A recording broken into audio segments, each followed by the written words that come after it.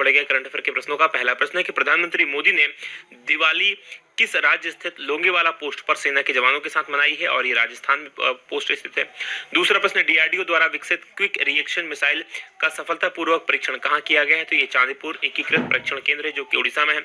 तीसरा प्रश्न है कि भारत ने जिबूती और अन्य अफ्रीकी देशों को खाद्य सहायता उपलब्ध कराने के लिए कौन सा पोत भेजा है, और इस पोत का नाम है आईएनएस एरावत। चौथा प्रश्न है कि 15वां पूर्वी एशिया सम्मेलन किस देश के प्रधानमंत्री ग्वेन जुआंग फुक इनकी अध्यक्षता में आयोजित हुआ, तो ये वियतनाम के प्रधानमंत्री हैं। पांचवा प्रश्न है कि भारत में बाल दिवस कब मनाया जाता है, तो ये मनाया जाता है 14 नवंबर को। वहीं छठवां प्रश्न है कि किन देशों के विज्ञान, प्रौद्योगिकी और नवाचार मंत्रियों की 8वीं बैठक में घोषणा पत्र को सर्वसम्मति से स्वीकार किया गया है। ये जो बैठक हुई थी ये ब्रिक्स देशों की बैठक हुई थी, ये आपको याद रखना, ब्रिक्स देशों की ये बैठक थी। सातवां प्रश्न है कि डब्ल्यूएचओ द्वारा किस देश में पारंपरिक औषधि के वैश्विक केंद्र की स्थापना की जाएगी, और ये भारत में की जानी है। आठवां प्रश्न है कि मूडीज ने साल 2020 में भारत की जीडीपी को बदलकर कितना रहने का अनुमान लगाया है, तो ये -8.9%। नवा प्रश्न है कि किस देश के सादात रहमान को अंतर्राष्ट्रीय बाल शांति पुरस्कार से सम्मानित किया गया है, तो ये बांग्लादेश के रहने वाले हैं। और 10वां प्रश्न है कि किस प्रदेश में भारत का पहला चंदन संग्रहालय स्थापित किया गया है, तो कर्नाटक में किया गया है। ये थे हमारे कल के पढ़ेंगे करंट अफेयर के प्रश्न। आगे बढ़ेंगे, 11वें प्रश्न की बात करेंगे कि किस राज्य में प्रोजेक्ट एयर केयर की शुरुआत की गई है, और ये हरियाणा में की गई है। 12वां प्रश्न है कि राष्ट्रीय आयुर्वेद दिवस कब मनाया जाता है, तो ये दिवस धनतेरस को मनाया जाता है। 13वां प्रश्न है कि किस अभिनेता की आत्मकथा आई एम नो मसीहा जल्द ही रिलीज की जाएगी, और ये सोनू सूद की आत्मकथा है। 14वां प्रश्न है कि 12 नवंबर को किस बॉलीवुड अभिनेता का निधन हो गया, तो उनका नाम था आसिफ बसरा। और 15वां प्रश्न है कि भारतीय क्रिकेट टीम द्विपक्षीय श्रृंखला के लिए किस देश पहुंची है, तो ये पहुंची ऑस्ट्रेलिया। ये थे हमारे कल के पढ़े गए करंट अफेयर के प्रश्नों का क्विक रिवीजन। आगे बढ़ेंगे, आज के प्रश्नों की बात करेंगे। और आज के करंट अफेयर का पहला प्रश्न है कि किसने तीसरे वार्षिक ब्लूमबर्ग न्यू इकोनॉमी फोरम को संबोधित किया है, और ये संबोधित किया गया है नरेंद्र मोदी जी के द्वारा, जो कि भारत के प्रधानमंत्री हैं, यानी कि ए ऑप्शन प्रश्न का सही उत्तर है। डिटेल लिख लीजिए क्या है, तो प्रधानमंत्री नरेंद्र मोदी जी ने वीडियो कॉन्फ्रेंसिंग के द्वारा तीसरे वार्षिक ब्लूमबर्ग न्यू इकोनॉमी फोरम को संबोधित किया। और ये जो है इस वर्ष वैश्विक जो अर्थव्यवस्था है वो कोविड-19 महामारी का चुनौती का सामना कर रही है, और इसीलिए बैठक में अर्थव्यवस्था को किस प्रकार से सुदृढ़ बनाया जाए, इनके उपायों को लेकर और भविष्य के लिए क्या रणनीति होनी चाहिए, उस पर विचार विमर्श किया गया। फोरम के अन्य प्रतिभागियों की बात करें तो इसमें शामिल थे विश्व स्वास्थ्य संगठन यानी कि डब्ल्यूएचओ के महानिदेशक टेड्रोस अधनोम घेब्रियस, ब्रिटेन के पूर्व प्रधानमंत्री टोनी ब्लेयर, पूर्व अमेरिकी राष्ट्रपति बिल क्लिंटन, माइक्रोसॉफ्ट के संस्थापक बिल गेट्स और संयुक्त राष्ट्र के महासचिव एंटोनियो गुटेरस। इन बात करेंगे दूसरे प्रश्न की कि हाल ही में ब्रिक्स देशों ने किस नई नीति को मंजूरी दी है, और ब्रिक्स देशों का भी सम्मेलन हुआ था, उसमें आतंकवाद विरोधी नीति को मंजूरी दी गई है, यानी कि डी ऑप्शन प्रश्न का सही उत्तर है। डिटेल देख लीजिए क्या है, तो 5 देशों का समूह है ब्रिक्स, और इनने आतंकवाद से कारगर ढंग से निपटने के लिए एक नई नीति का अनुमोदन किया है। ये आतंकवाद विरोधी नीति है, और ब्रिक्स जो है आतंकवाद विरोधी नीति का उद्देश्य ये है कि सदस्य देश जो हैं, इनके 5 जो देश हैं, इनके बीच में जो मौजूदा द्विपक्षीय और बहुपक्षीय संबंध हैं, इनको और मजबूत बनाया जाए। आतंकवाद का जो खतरा है उसको रोकने और उससे निपटने के लिए दुनिया भर में प्रयास किए जाएं, और इसी को लेकर ये नीति बनाई गई है। बात ब्रिक्स की करेंगे तो ये उभरती हुई 5 राष्ट्रीय अर्थव्यवस्थाओं का संघ है, जिसमें शामिल है ब्राजील, रूस, भारत, चीन और दक्षिण अफ्रीका। बात करेंगे तीसरे प्रश्न की कि किस देश की अध्यक्षता में 12वें ब्रिक्स शिखर सम्मेलन को वर्चुअली आयोजित किया गया, संबोधित किया गया, और यह आयोजित हुआ था रूस की अध्यक्षता में, यानी कि बी ऑप्शन प्रश्न का सही उत्तर है। डिटेल देख लीजिए क्या है, तो प्रधानमंत्री नरेंद्र मोदी ने वीडियो कॉन्फ्रेंसिंग के द्वारा संबोधित किया है इस सम्मेलन को, ब्रिक्स सम्मेलन को, और ये शिखर सम्मेलन जो था रूस के प्रधान राष्ट्रपति व्लादिमीर पुतिन की अध्यक्षता में आयोजित किया गया था, और ये ब्रिक्स का 12वां शिखर सम्मेलन था। 2021 में इसकी जो अध्यक्षता की जाएगी वो भारत के द्वारा की जाएगी, और भारत ही में ही 13वां जो ब्रिक्स शिखर सम्मेलन है उसका आयोजन करेगा। ब्रिक्स शिखर सम्मेलन का 12वें संस्करण का जो विषय था, जो अभी आयोजित हुआ था, globally stability, shared security and innovative growth, ये इस बार का जो इसका विषय रखा गया था। अब ब्रिक्स देशों को देख लीजिए मैप में, यहाँ पर आपको दिखाई दे रहा होगा, ये है ब्राजील, याद रखिएगा ये ब्राजील है, इसका झंडा आप यहाँ पर देख पाएंगे। ये इंडिया है, राइट, ये चाइना है, और सबसे ऊपर देखेंगे रशिया है, और लास्ट में साउथ अफ्रीका है। एक्चुअल में साउथ अफ्रीका इसमें सबसे बाद में जुड़ा, 2010 में इसमें शामिल हुआ था। पहले ब्रिक हुआ करता था, ब्रिक का मतलब Brazil, Russia, India and China. जब इसमें साउथ अफ्रीका जुड़ गया तो ये ब्रिक्स हो गया।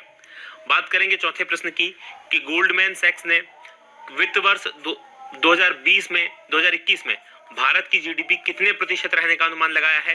तो 20-21 का जो वित्तीय वर्ष है इसमें अनुमान लगाया है -10.3%, यानी कि सी ऑप्शन प्रश्न का सही उत्तर है। डिटेल लिख लीजिए क्या है।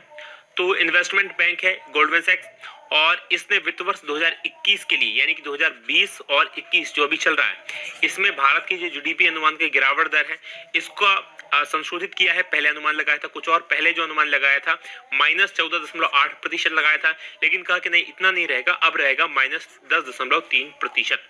और इसके अतिरिक्त गोल्डमैन सैक्स ने जो है वित्त वर्ष 21-22 यानी अगला जो वित्त वर्ष होगा उसमें भारत की जीडीपी में 13% बढ़ोतरी का अनुमान लगाया है।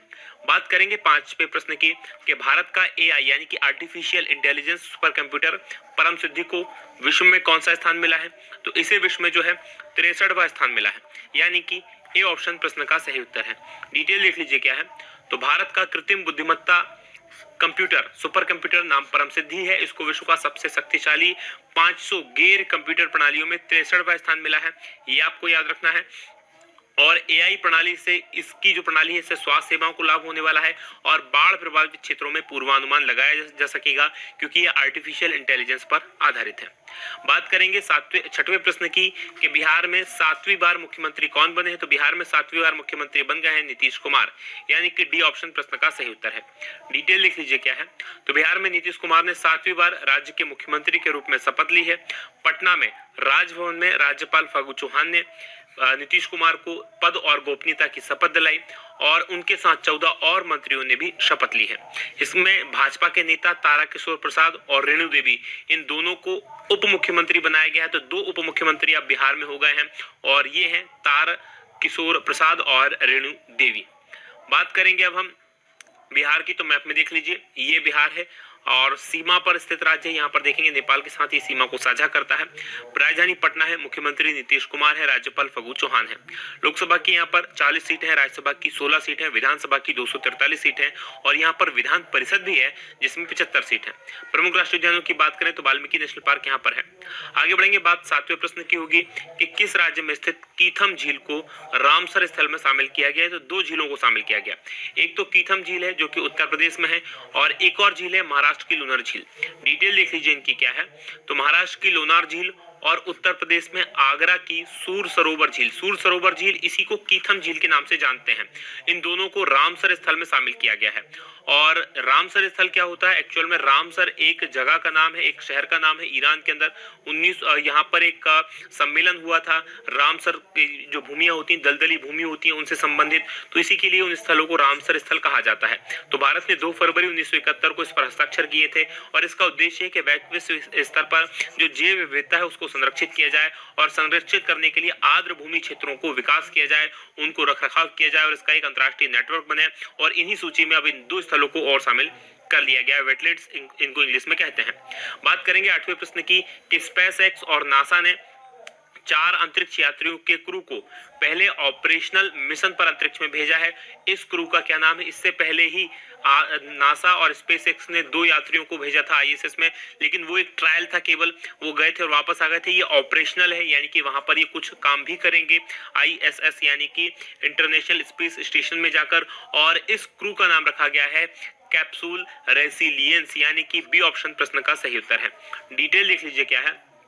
तो नासा ने स्पेसएक्स के साथ मिलकर टेस्ला द्वारा तैयार किया गया जो रॉकेट है फाल्कन 9, इसके जरिए 4 अंतरिक्ष यात्रियों को अंतर्राष्ट्रीय अंतरिक्ष स्टेशन यानी कि आईएसएस पर भेजा है।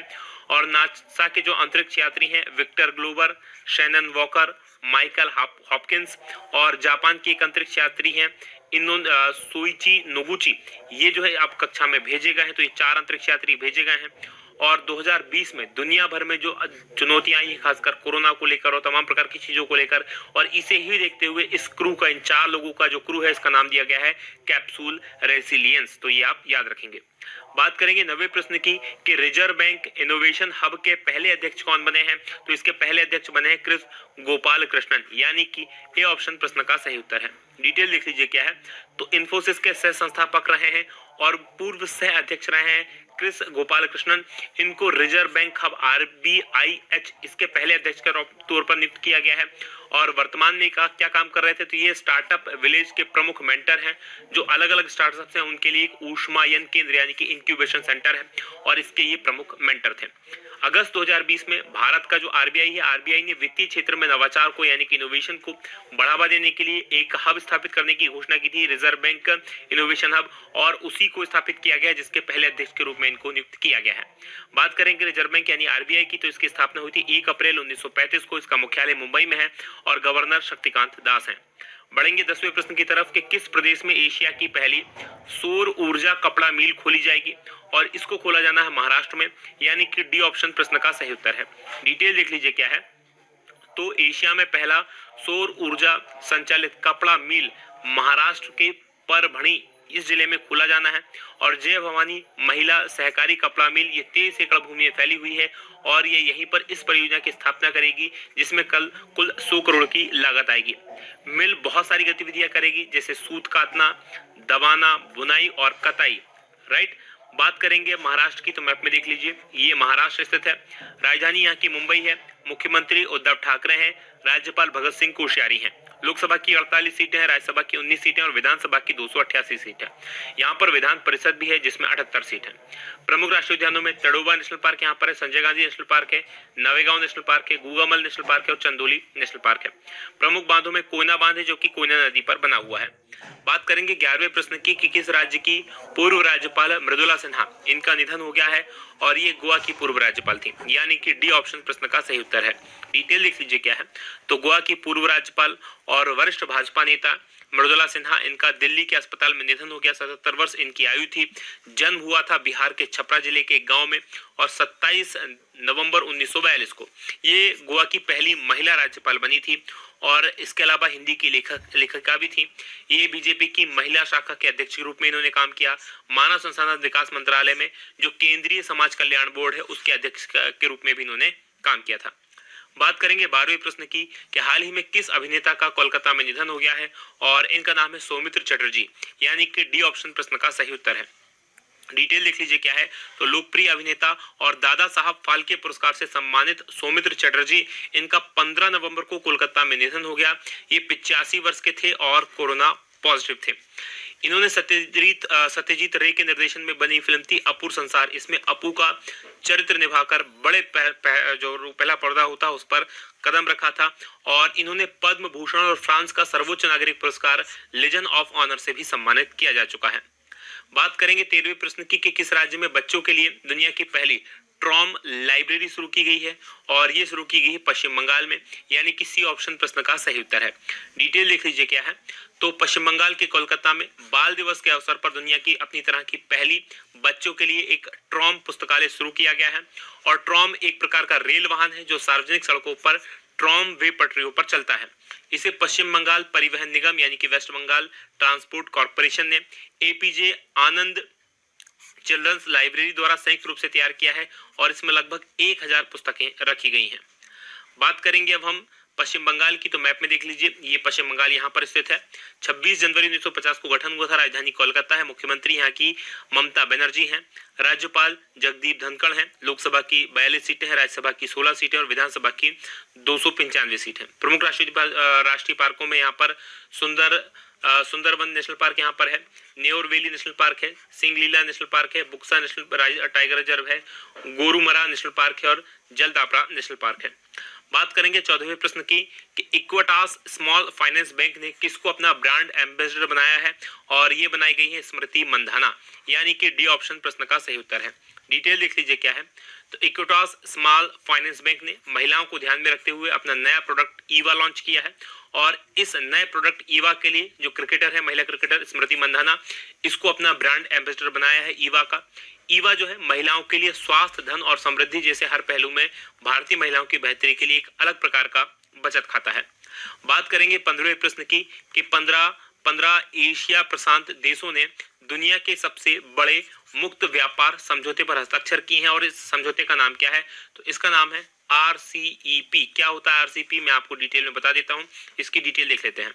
तो जो 15 एशिया प्रशांत देशों हैं, उनमें 37वें दक्षिण पूर्व एशियाई देशों यानी आसियान 10 है, ये याद रखिएगा।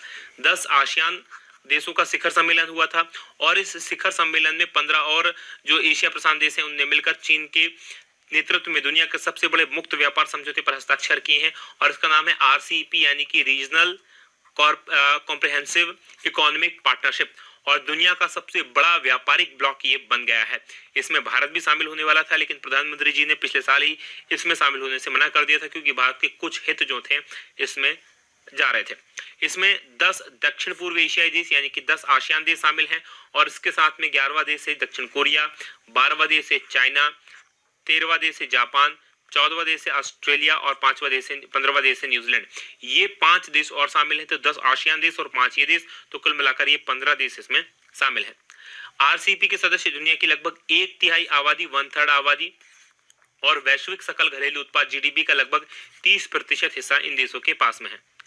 बात करेंगे 16वें प्रश्न की कि क्रिकेट टीम इंडिया का आधिकारिक किट स्पॉन्सर कौन बना है, तो ये बना है एमपीएल यानी कि सी ऑप्शन प्रश्न का सही उत्तर है। डिटेल लिख लीजिए क्या है, तो एमपीएल यानी कि मोबाइल प्रीमियर लीग जो है अब वो स्पोर्ट्स टीम इंडिया का आधिकारिक किट स्पॉन्सर बन गया। यहाँ पर आप देख पा रहे होंगे पहले इस जर्सी पर नाइकी का ये जो था लोगो था, अब इसकी जगह पर एमपीएल का लोगो होगा। तो बीसीसीआई ने भारतीय महिला क्रिकेट टीम, भारतीय पुरुष क्रिकेट टीम और अंडर 19 की टीम की जर्सी के लिए एमपीएल स्पोर्ट्स के साथ अनुबंध किया है और एमपीएल स्पोर्ट्स ने इस साझेदारी के लिए नवंबर 2020 से दिसंबर 2023 तक 3 वर्ष का समझौता किया गया है। बात करेंगे हम 17वें प्रश्न की कि चुनाव आयोग ने किसे पंजाब का स्टेट आइकॉन नियुक्त किया है और ये नियुक्त किए गए हैं सोनू सूद यानी कि डी ऑप्शन प्रश्न का सही उत्तर है। डिटेल लिख लीजिए क्या है, तो भारतीय चुनाव आयोग ने अभिनेता सोनू सूद को पंजाब स्टेट आइकॉन के रूप में अपॉइंट किया है, नियुक्त किया है और सोनू सूद जो है पंजाब के मोगा जिले के रहने वाले हैं।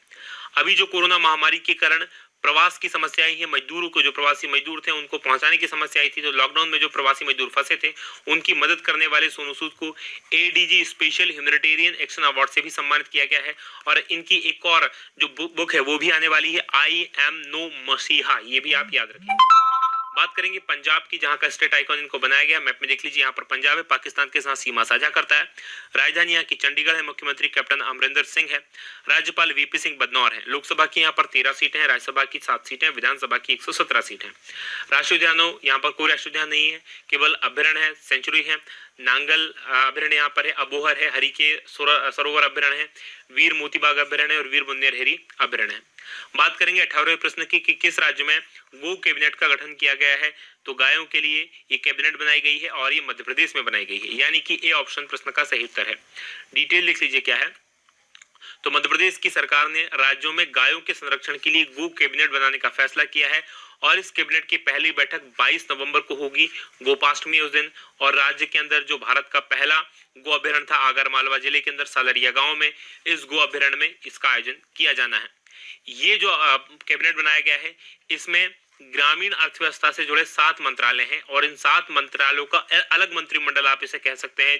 कौन कौन से इसमें शामिल हैं, इसमें पशुपालन, वन, पंचायत और ग्रामीण विकास, राजस्व, गृह और किसान कल्याण विभाग इसमें शामिल हैं। तो इन मंत्रालयों का ये अलग एक कैबिनेट इसे आप मान सकते हैं। एक राज्य का कैबिनेट तो है, तो राज्य में भी शामिल होंगे और ग्रामीण विकास से संबंधित ये 7 विभाग भी, मंत्रालय भी इसमें शामिल होंगे। बात करेंगे अब हम मध्य प्रदेश की, तो मैप में देख लीजिए, यहाँ पर ये मध्य प्रदेश है। इसका गठन हुआ था 1 नवंबर 1956 को। राजधानी यहाँ की भोपाल है, मुख्यमंत्री शिवराज सिंह चौहान है, राज्यपाल आनंदीबेन पटेल है। लोकसभा की 29 सीटें हैं, राज्यसभा की 11 सीटें हैं, विधानसभा की 230 सीटें हैं। राष्ट्रीय उद्यानों की बात करें तो कान्हा किसली, बांधवगढ़, पन्ना, पेंच, संजय, सतपुड़ा, ये राष्ट्रीय उद्यान। वन विहार राष्ट्रीय उद्यान यहाँ पर है, राइट। फॉसिल नेशनल पार्क यहाँ पर है। तो और भी राष्ट्रीय उद्यान है। भारत के सबसे ज्यादा राष्ट्रीय उद्यान मध्य प्रदेश में ही है। प्रमुख बांधों की बात करें तो इंदिरा सागर बांध है नर्मदा नदी पर, गांधी सागर बांध है चंबल नदी पर। बात करेंगे अब हम 19वें प्रश्न की कि WEF की 36 स्मार्ट सिटी रोडमैप शहरों में कितने भारतीय शहर शामिल हैं, तो इसमें भारत के 4 शहर शामिल हैं यानी कि बी ऑप्शन प्रश्न का सही उत्तर है।